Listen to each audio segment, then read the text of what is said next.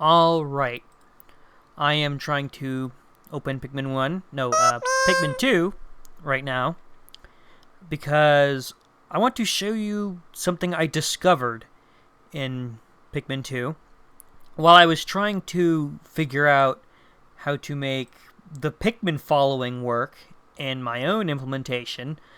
I was struggling to get it to look and feel right. In Pikmin Test 1, I just had a really simple system, and in that system it looked not so good. There was a lot of shuffling around for positions, and just it generally looked kind of janky. And I was actually having a lot of trouble with it.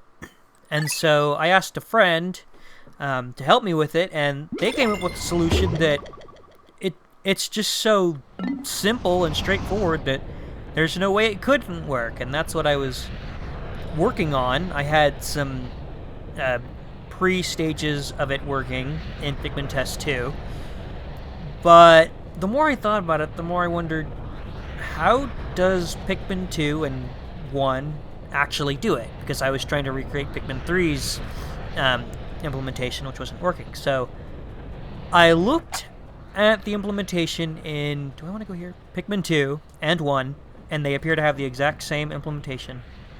And while I'm going to this area, I'm going to explain the idea that we worked on. So the idea we had is that instead of the Pikmin specifically following the leaders, there would be a grid on the ground, or some just general matrix of points that the Pikmin would be trying to follow. And that collective matrix of points would be the thing that's following the leaders. And that sounds like a really simple implementation. The only thing I was worried about is, well, does that actually look good? Well, if I take out, let's do 50 Pikmin, that should be a nice balance of performance and number of Pikmin.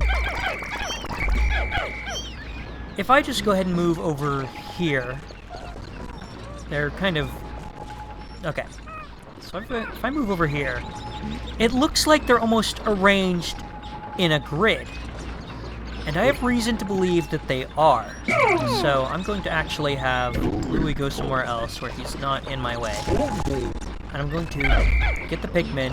If I actually move around, it certainly looks like they are staying in a grid formation until they get interrupted by obstacles, which is almost exactly how the implementation that me and my friend came up with would work. And if you pay attention, when they fall out of position, they go to fill specific gaps in this grid, not just like trying to shuffle for closest position. So I have reason to believe that it's the exact implementation that's being used in Pikmin 1 and 2 as well. Because if you look, it looks like they're following a grid, and that grid doesn't even move. But it still looks natural enough. You know, this is the kind of Pikmin formation that I have been used to basically my entire experience of the Pikmin series, because I only just recently got to play Pikmin 3.